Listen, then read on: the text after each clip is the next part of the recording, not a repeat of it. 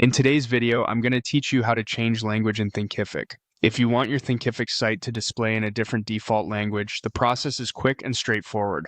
I'll walk you through exactly where to go and what to select so you can update the language settings without any confusion. Start by opening Thinkific and signing in to your account. Once you're logged in, you'll need to be on the admin dashboard since that's where the main site settings are managed. If you're already inside a course or another section of the platform, just return to the dashboard before moving on. From the admin dashboard, click on Settings. This is the area where Thinkific stores your general site configuration options, including the settings that affect how your learning environment appears to students. After that, select the Learning Content tab.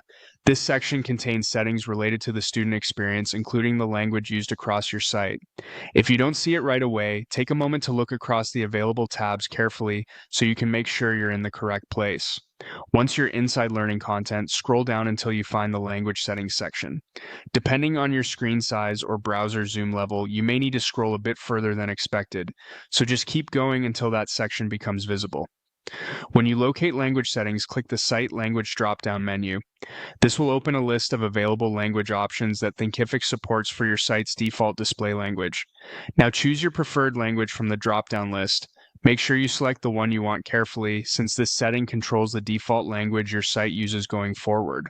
This can be especially helpful if you're creating a better experience for a specific audience or adapting your site for a different region. Once you've made your selection, click Save to apply the change. This final step is important because if you leave the page without saving, your new language selection may not be kept.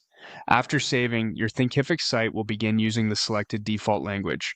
If you want to confirm the update, you can refresh the page or navigate to another part of your site to check that the language has changed as expected. And that's all it takes to change the language in Thinkific. As always, take a moment to review your site after making the change so you can ensure everything looks right for your users.